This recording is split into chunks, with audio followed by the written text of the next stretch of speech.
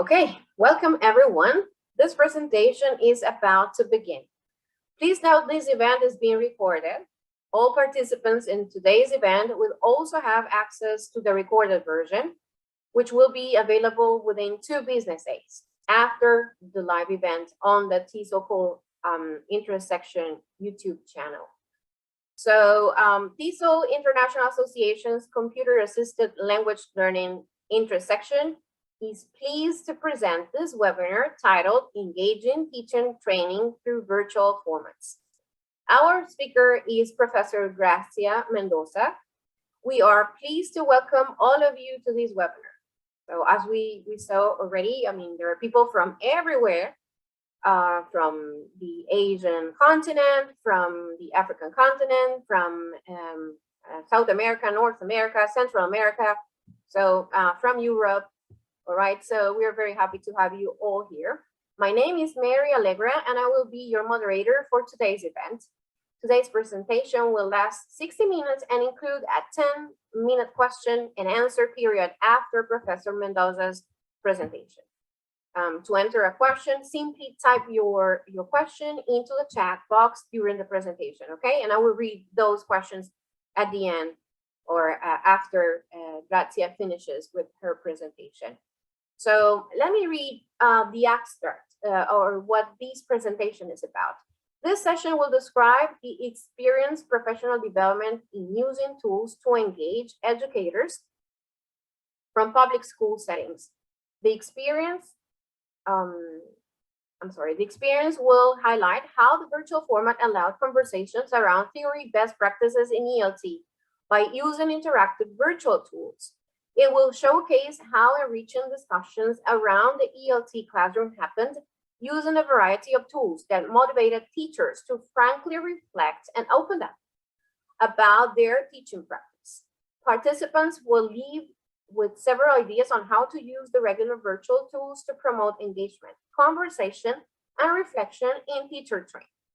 So let me now introduce our presenter, all right? Grazzia Maria Mendoza Chirinos has 2 master's degrees, one in international education and one in TESOL. She is a U.S. State Department alumna and recognized for projects development for teachers' professional growth projects. She has been in the TESOL field for 28 years. Her research interests include competency-based language teaching and methodological improvements for professional development. She has written a variety of articles for TESOL newsletters, has written on the use of social media for language development, and has an article in progress related to women leadership. She is a founder of Helta TESOL in Honduras, former president of Latin America and the Caribbean TESOL, and member of TESOL International Association Board of Directors, currently serving as chair of the Finance Committee. At present, she is an education specialist for the U.S. government at USAID Honduras. So, and now we're very, very happy. It is my pleasure to introduce today's presenter, Professor Grazzia Mendoza. Grazzia, welcome to the program, and let's get started. Thank you, Mary, and thank you for the great introduction. It is always a pleasure to be here and to share with teachers from all over the world. So good morning from Honduras, but good afternoon and good evening wherever you are. Like Mary said, today I'm going to speak about engaging teacher training to virtual formats. And I want to say that this is based on the experience that I have had related to working with public school teachers in Honduras in a virtual environment. Because as you know, because of the pandemic, everything has become virtual.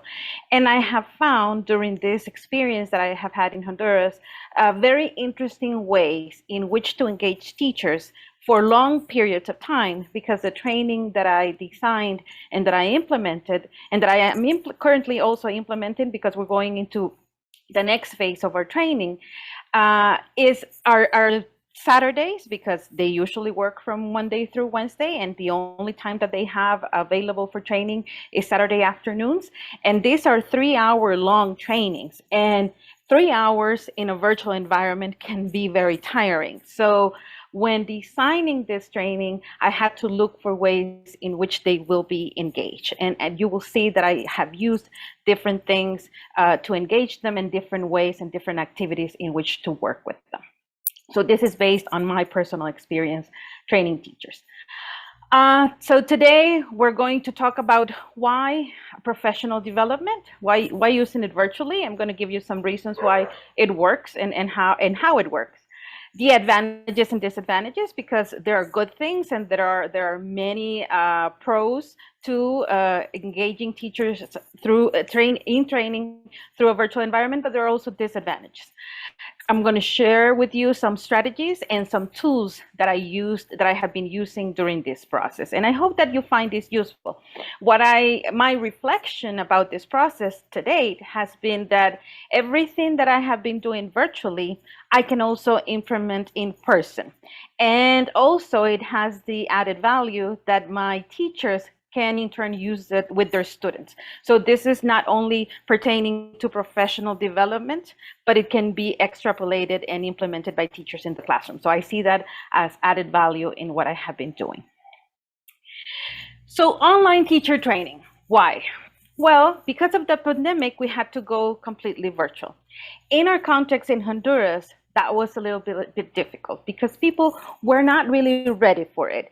And people were not used to this virtual system, especially in the public school system. This is a little bit normal in private schools, private universities, but not in the public system. So it took some getting used to it. As a matter of fact, through our TESOL affiliate, Health at TESOL in Honduras, our regional coordinators had to give one-on-one support to public school teachers because they didn't even know how to set up a lesson plan for a virtual context. So it was very difficult for them to engage virtually. Then it also has closed the gap in access for those with connectivity. So it has made online teacher training relevant, and it has made it cheaper because people don't have to travel, right, for in-person training. In the past, before 2020, most of the training was in person in our country, and people had to travel to the capital city or to the largest cities, and that meant that they needed to stay away from their hometowns for 2 or 3 days. They had to pay for accommodations, they had to pay for transportation. So virtual training made it cheaper because they can do it from home, and the only thing that they need to pay is their internet connection. And if they don't have a device, maybe get a device, but that's a one-time investment for several years. Then, but it also, and while it increased the gap for those without connectivity because they had limited access, it also meant boosting creativity. And people started to become engaged, and we have done this very well with our teachers through apps like WhatsApp or Telegram. And people started sharing and supporting each other with materials and resources through WhatsApp, through Telegram, and even through Facebook groups. So while it increased that gap for those that had no connectivity and no access to actually sit through a video conference, WhatsApp, Telegram, and Facebook groups became a way to also engage people in teacher training. So it's cheaper, it's relevant, and it also has boosted people's creativity on how to engage teachers in teacher training. So I think that's why we need to do it, because we make people come closer. For example, the group that I am working with, it's a group of 67 teachers, and they are in different parts of the country. So I'm working with teachers that are 6 or 7 hours away from the capital city, and that I am able to support through this online teacher training. So that's a reason to do this. Now, what are the advantages? Like I was saying, it allows us to reach people all over the country. So I have had the possibility to work with teachers in the 18 departments in Honduras.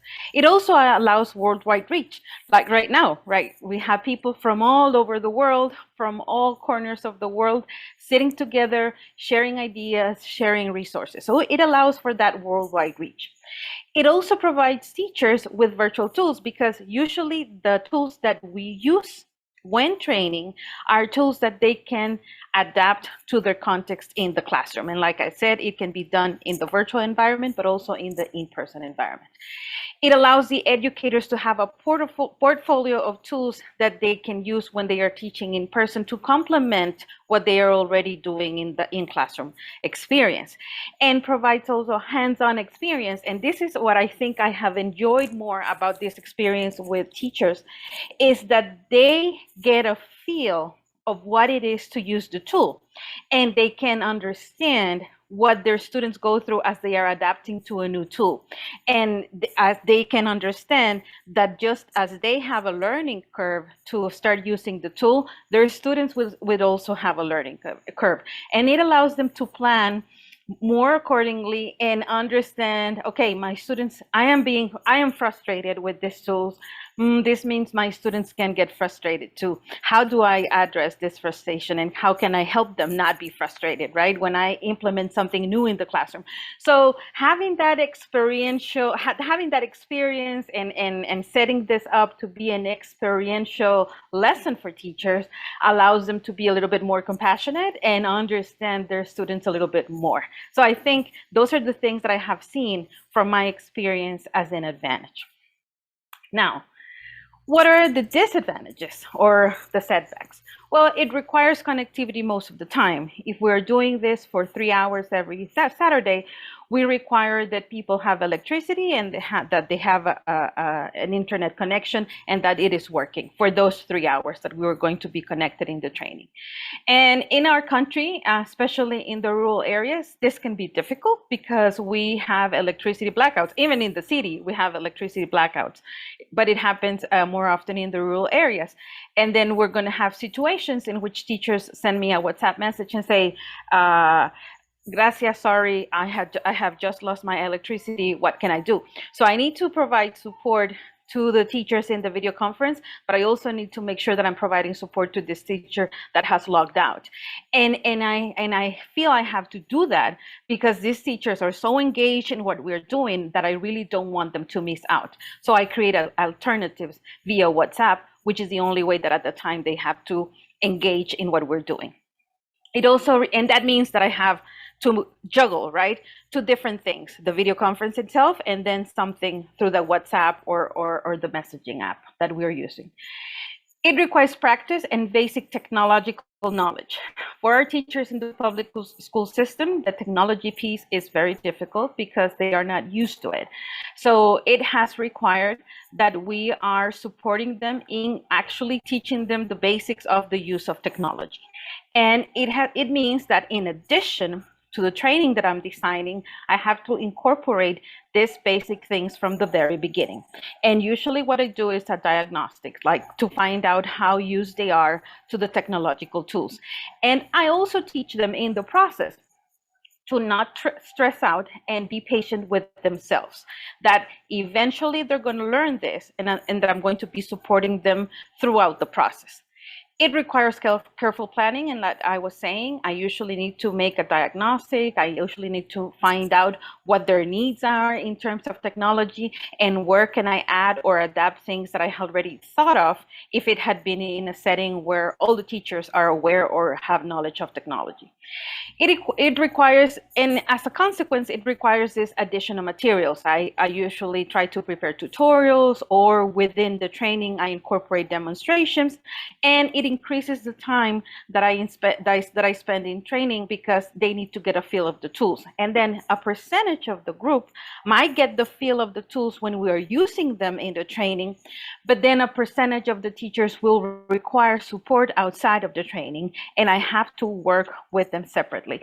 And I want to make sure that I do that because I actually want to leave the training, and when they leave the training, I want them to implement this in their classroom.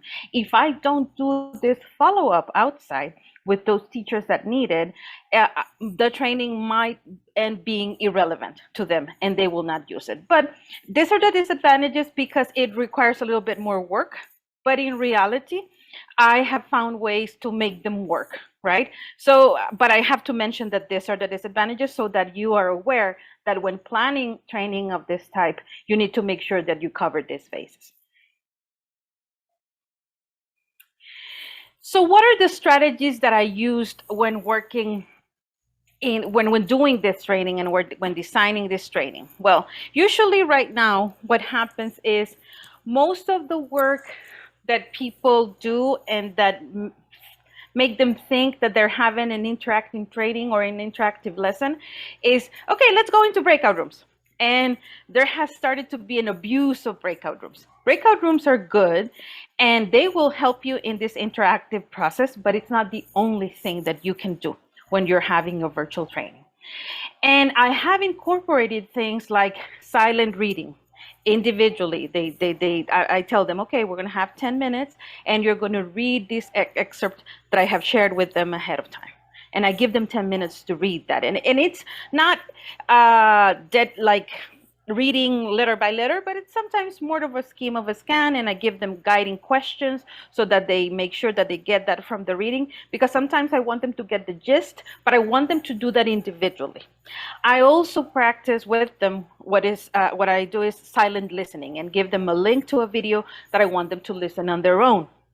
When we come back to the session together, then I pose questions and I might call on people directly, or I might let teachers volunteer what their reflection on the reading or their reflection on the listening.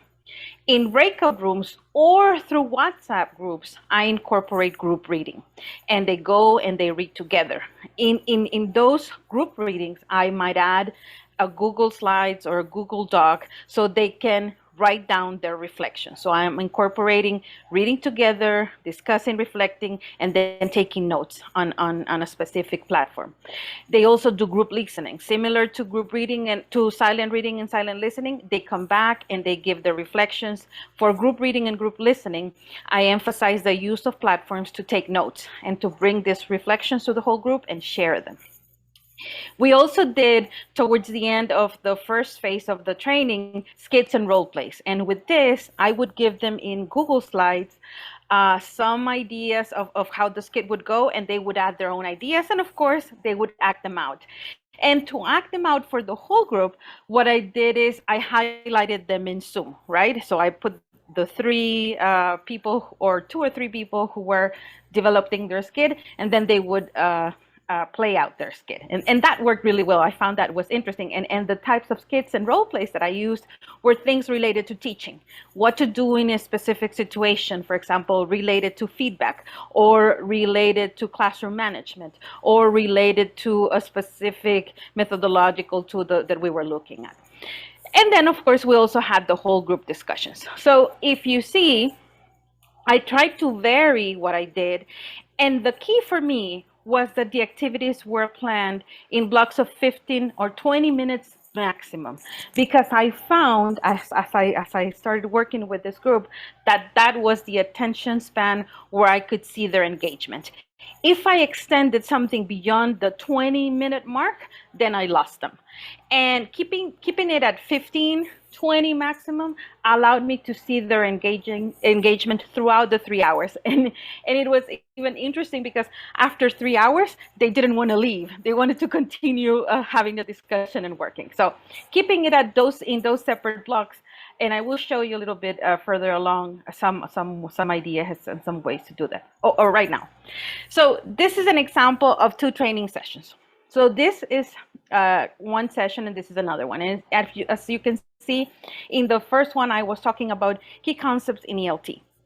And then in the other one, I was talking about student interaction. And if you see here in the first one, you see I have conversation, I do a little bit of diagnostic because that was my first session, and then start talking about the key concepts. And 20 minutes, 10 minutes here, and I let in between activities we usually have like 2 or 3 minutes. How are you feeling? How's everything going? Like checking in, right, with people. Is everything okay? And we had breathing sessions, we had our biology breaks, and I even told them, bring your favorite drink, okay? It doesn't matter, because usually when you have in-person trainings, you're gonna have your coffee breaks, right? In the virtual training, everybody is allowed to bring their own drink or their own snacks and feel comfortable, because I want them to feel comfortable. And if you see here, we are using different tools. We are using an online platform, we're using Padlet, we're using different things and this was like the first session. Then in the next sessions, you see here a bigger block, but there are different things happening within that block that happen in the 10-minute mark. And of course, I am in charge of keeping, managing time and making sure that I am taking note of how time goes. But if you can see in the activities and in the tools, I am using different things to go about the different parts of the training. And I can say we have done 18 sessions of the first phase. I'm preparing the 18 sessions of the next phase. And I can truly tell you after phase one that teachers are really engaged. Teachers are really interested. They do the pre-work. They are engaged during the 3-hour sessions, and they are doing the post-work. I even added things that were not a requirement within the course, and they were doing that. I sent them links to webinars and they were engaging in webinars. And what they have felt is that a whole world has opened for them, a world where they can find peers that support them, a world where they can find ideas that can work for them and that they can adapt to their context, and that they have found a whole network of people that have similar challenges as them, and without going out of their homes and without going out of their countries, they have started to engage with people from other parts of the world. So this is the good thing of the virtual training, the way that we have experienced it. Now, what are some of the tools? And I had mentioned already a little bit of some of the tools that I had been using. So I try to use a lot of the Google suite of tools. Google has many things that are easy to use and that promote collaboration. I try to use a lot of Google Slides and Google Docs because, and what I like about Google is that it allows me to see and to monitor without invading the privacy of the breakout room, because that's another thing. When we divide our students, or in this case, a training in a breakout room, and we start going into the breakout rooms because we want to monitor what's happening there, sometimes it feels a little bit invasive. And with Google platforms and with the Google tools like Jamboard and Google Docs and Google, I found that I could monitor their engagement through the tool and not be invasive in the breakout room and interrupt what they were doing. So I found that to be my way to monitor engagement, my way to determine if they needed me. And of course, people would require help through the tool from Zoom, but I found that I was not being invasive in their conversations, and that I would allow them that freedom to do things and to accomplish the objective of that particular activity without me being on top of them all the time. We also did a lot of videos for individual and group listening, and we also worked with different readings and excerpts. And I have to say here that we did everything in English, and you might ask me, well, of course you're training teachers of English. Yes, I'm training teachers of English, but the proficiency level of the teachers in our public schools are not always very high. And in this particular group, I have a mix of A1s, A2s, B1s, C2s, C1s. So I have a mix of teachers, and we did everything in English. And many of the things that I did in Spanish, everything in English pertaining to the materials, the readings, the videos, the instructions. But I actually did the training in Spanish. And I told them, and in parts in Spanish, parts in English, and I told them, when you interact, feel free to use the language that you are more comfortable with. So in the groups, they might resort to Spanish, and they will have a conversation and a discussion. But when they came into the whole group, they will deliver their presentations, and they would deliver their presentations in English, which I found fascinating, because at the beginning, I remember the very first day, they were very anxious and they were very nervous that this would be 100% English and that they would not be able to speak Spanish. And that made them feel a little bit uncomfortable. However, because I set the stage for them to be comfortable and use the language that they were more comfortable with, because I knew the resources that I was giving them were in English, and they will get the technical terms and what I needed for them to learn in English, and gave them that flexibility, then they started to feel comfortable to speak in English. So we did parts in English, parts in Spanish, and I found that to be very interesting. So this is like also an added value about the virtual environment. And I was able to create that level of trust and that people felt comfortable doing these things that way. So these are some of the tools that I use, not all of them. And the tools that I used are only some of the many, many, many, many that are out there. And I use them for specific things. Now, what I'm going to tell you about the way that I use them is only a way that it can be used. But if you adapt them to a training or to working with your students, they can be used in multiple ways. And the good thing about all of these tools here are that they are free. And the basic packages that they have that are free are very useful. People can go and pay for a premium package or for a next level package.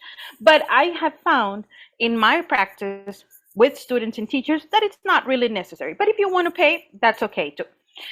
Mentimeter. How did I use Mentimeter in this training? Well, the way that I used it is I used it to review the next lesson. Okay, what did we talk about last time? How do you feel about that, implementing it in your classroom? So it was a poll to find out how they were doing, if they understood, were they able to implement it, how do they feel about what we learned the last session. That's how I used it. And I used it by asking like whole group questions, but I also used it to ask like directed questions. And we used the bar graph results, and we also used the word cloud. Padlet. Padlet, I used it for three things. I used it to introduce ourselves because I wanted to know them. These are people that are very far away from me, and I wanted to get to know them, know their context, their students that they're working with, get a picture, right? And see who they are and get familiar with them. I wanted to make a connection with them because we are virtual. I also used it to discuss about competencies in leaders. So we had a whole discussion in Padlet about competencies in leaders. And I also used it for reflections. Now, Padlet can also be used for a portfolio, and I'm planning to use Padlet for portfolios in phase 2. And Padlet has a very nice environment that allows you to change all the ways in which you can have that visual representation of things, and it can connect to what you're doing with your teachers or with your students. Flipgrid. Flipgrid I used for them to reflect. And what I like about Flipgrid is that you can record a video or record audio, but also it allows others in that specific Flipgrid stream or thread to write comments. So I used it for them to speak about their experiences in the classroom, about a tool that they had implemented and how that had gone. Some were very creative and created videos where they actually showed me what they were doing and how they were doing it. And then in our next session, I said, okay, comment on your peers' video, tell them what you liked about what they implemented and what you would like to apply about what they were doing. And I said, keep it positive.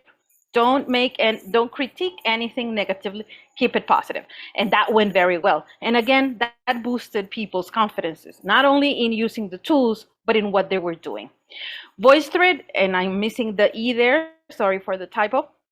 Also, I used it, and this I used it because I had within the topics we were talking about using the Socratic method for questioning, and I found that this was a very dense topic that sometimes people don't find very interested, and through VoiceThread we managed to make it interesting. And here I allowed them to also record video and audio, and the comments for their peers, they would do it as a comment, not in writing, because VoiceThread allows you to do writing, but I want them to record the comment for their peers, and that worked very nice as well. Although VoiceThread, I don't know, it has become suddenly very heavy, and it gave us a lot of technical problems. I think that was the only tool that gave us technical problems due to connectivity.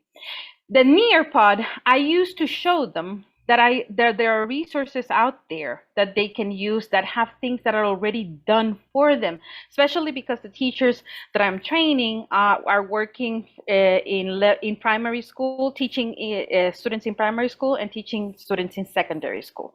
And I showed them all the array of materials. We practiced with some of them, and we did a little assessment with Nearpod.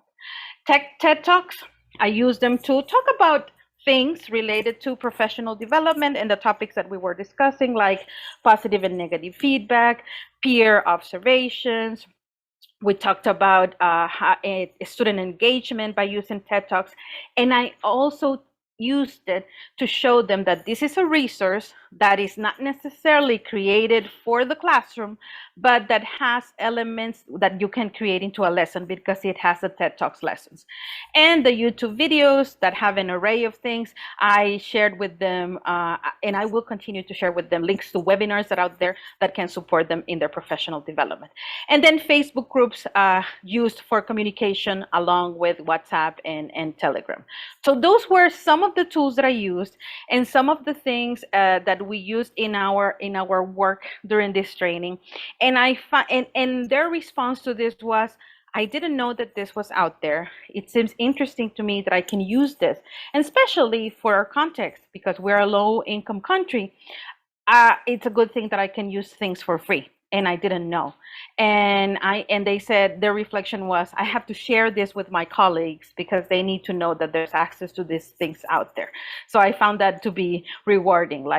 Because when you do a training, you want people to use and implement what you're developing in your workshop, right? And you want them to be aware that there are things out there. So this is my talk. I hope that you learned something, and I hope that if you use some of this, you can contact me and tell me a little bit about what you did and how you worked with it. I can assure you from my experience, and I think I had a very positive experience. I was a little bit worried at the beginning, how is this going to work virtually? But after actually going through the experience and making sure that I had all of these things in place, I found it to be very rewarding.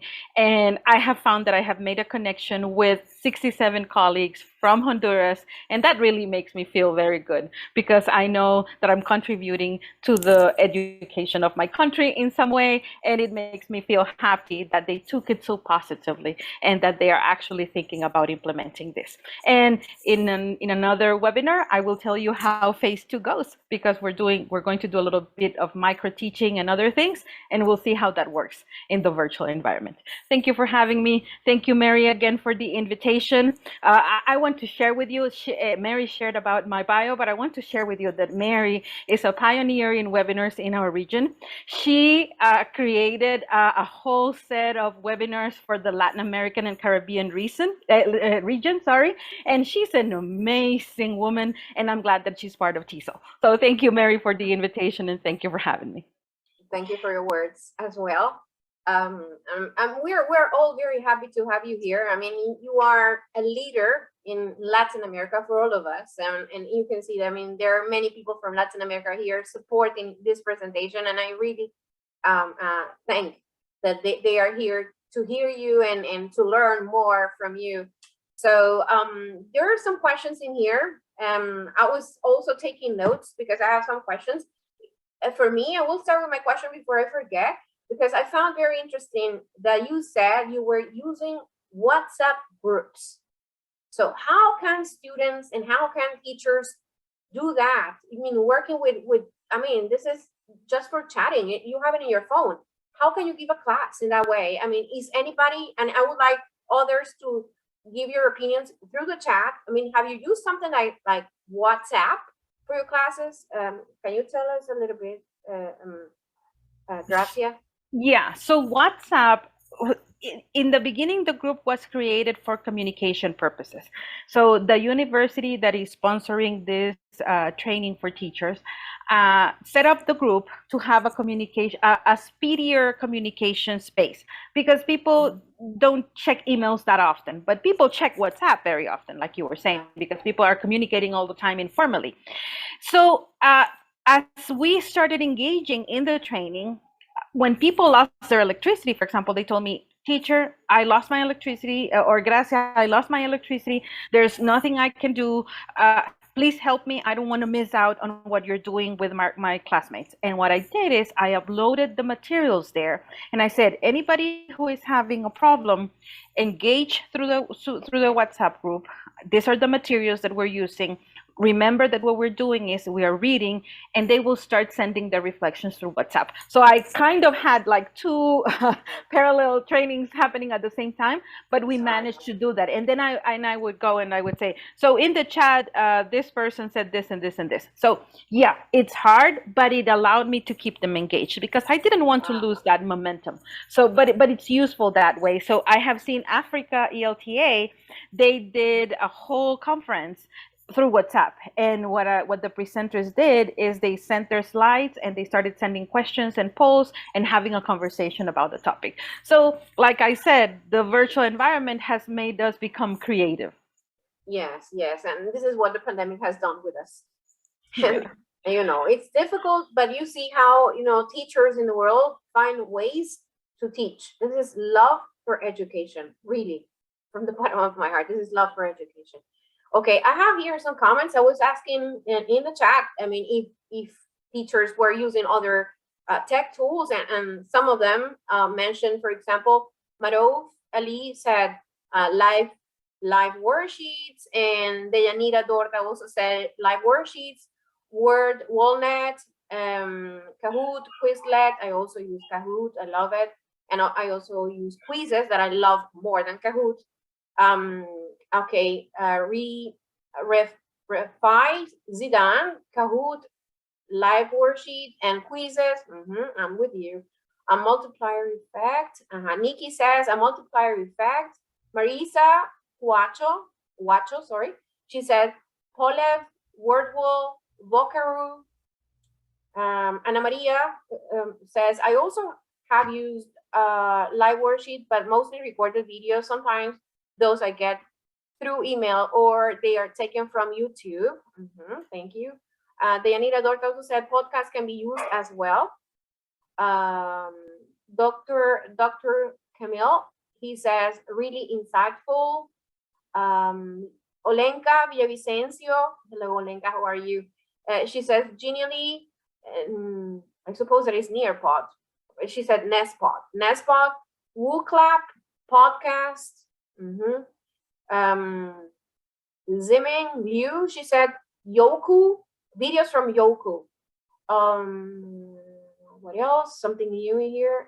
I mean, people who are saying thank you. Okay, Claire Gao, she said, how do you conduct your assessment part virtually? That's a question. Yeah, so we had to give them, unfortunately, a grade for this training in order for them to get a certificate. And part of getting the certificate was that you attended the training. And I could have gone and just had, okay, if they attend the training, I give them their score for the day, but I didn't want to do that. So my assessments were the work that we were doing in those 15 minutes block, and then one assignment that I would leave them for the week. Because this is the requirement of the university that is sponsoring this in order for them to get their certificate.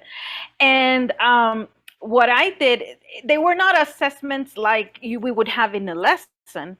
But what I would measure is when we were doing the in training activities, make sure that they were engaged, that everybody participated in the activity, when they went in the breakout rooms, when they were doing the collaborative use of the tools.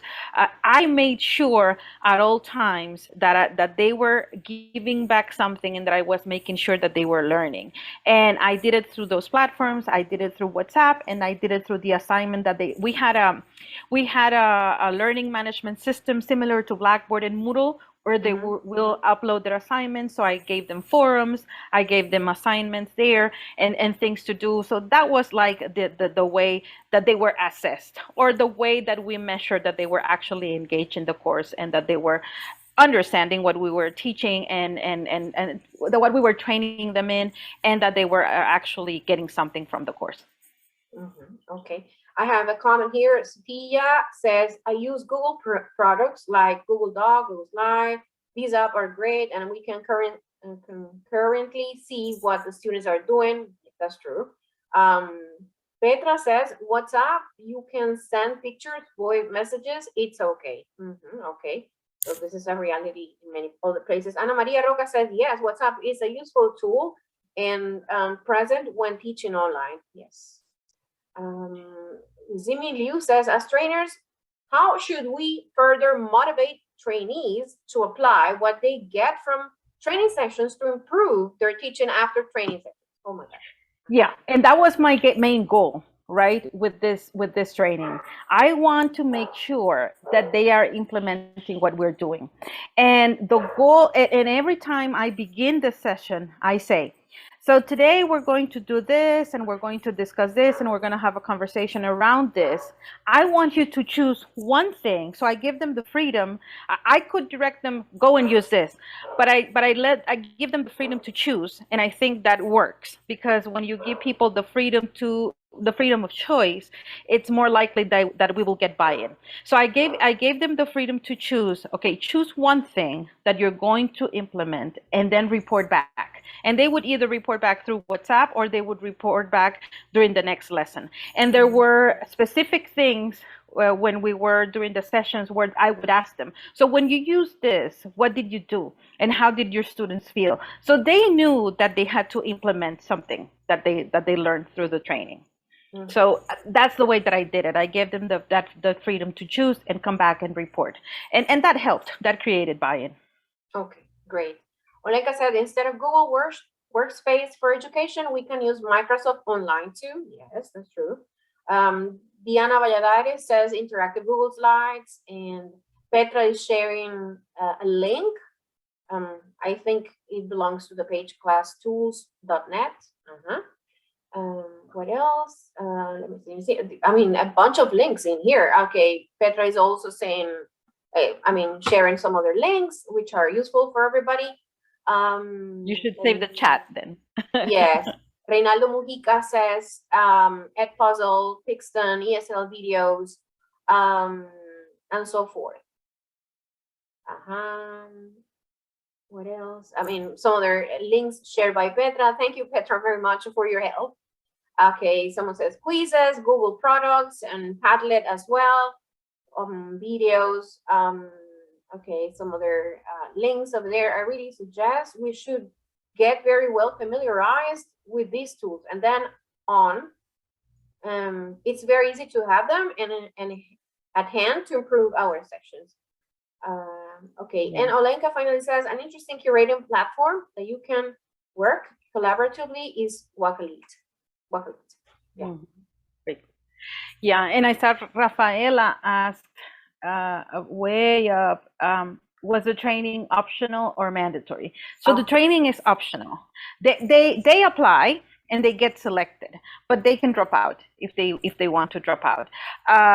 We found among the 67 teachers that enrolled at the beginning, only 7 dropped out, and the 7 who dropped out, they dropped out at the very beginning. They just attended the first session and they didn't come back. So having 60 complete the course out of 67, I think that was a good number. Okay, who pays those courses for your teachers? Where you were teaching? This is sponsored by a private university that got a grant from the U.S. State Department through our embassy in Tegucigalpa, and the intent is to train these 67 teachers, and then they have to go back into their communities, into their schools, and what I have told them is you have to go back and train at least 2 teachers in what you have learned, and we have that goal for the end of the course. The course ends February this year, so we'll see how that goes. Okay.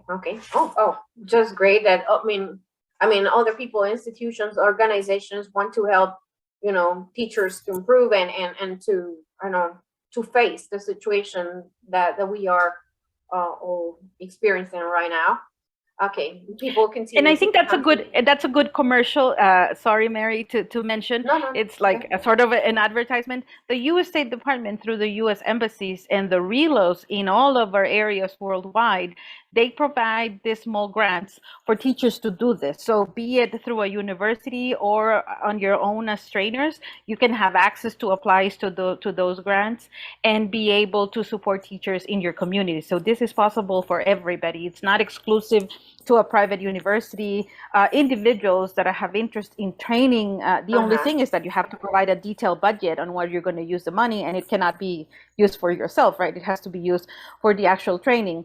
But it is possible to get those grants to support teacher training, especially English. So. And for those attendees who are here today, I mean, if they want, let's suppose that one of them decides that he has a project or she has a project and he would like to apply for one of these grants. What should they do? Where should they go and see the information?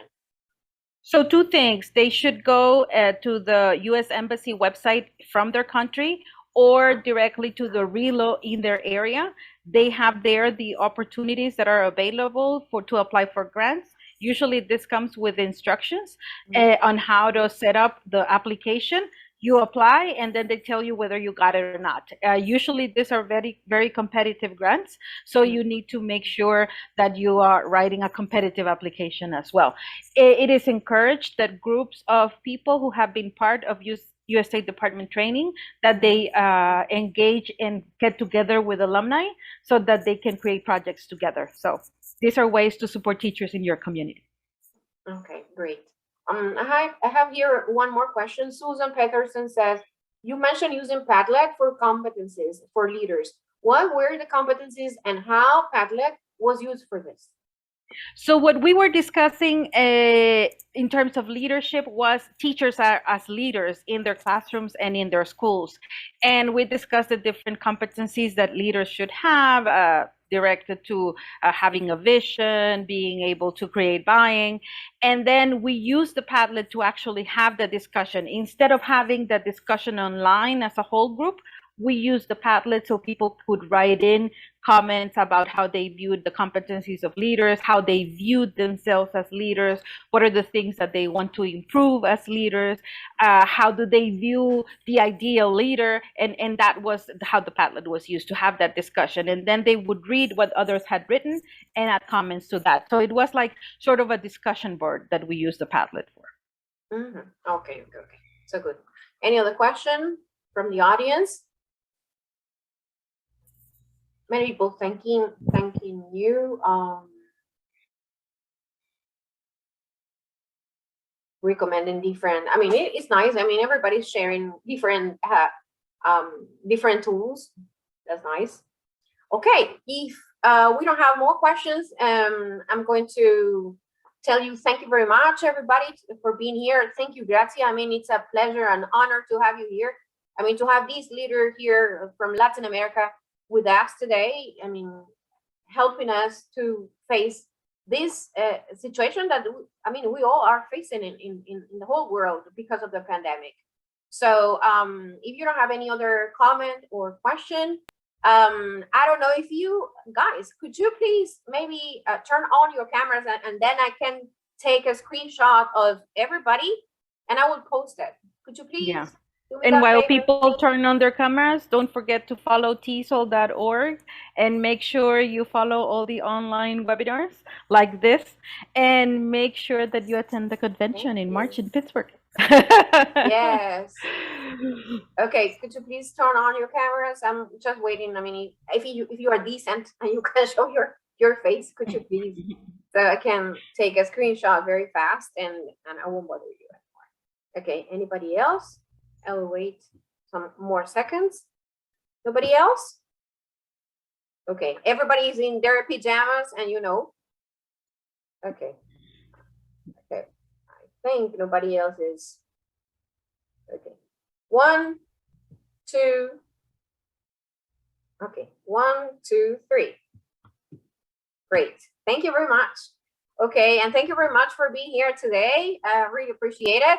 Please follow TESOL Call IS on YouTube. I think, let me see if I can paste again the link where the information is going to appear. I mean, this recording, if you want to watch it, I don't have it here, but I will post it in the same pages where I posted this webinar. I will post the link for the recording of these presentations. You can share it with other people. Thank you very much for being here. Please follow us. I hope you have a great rest of the week and I see you soon. Okay. Thank you very much. Thank you, Grazzia. Thank you very much. Thank you. Thank you. Bye. Bye-bye. Thank you so much. It's been amazing.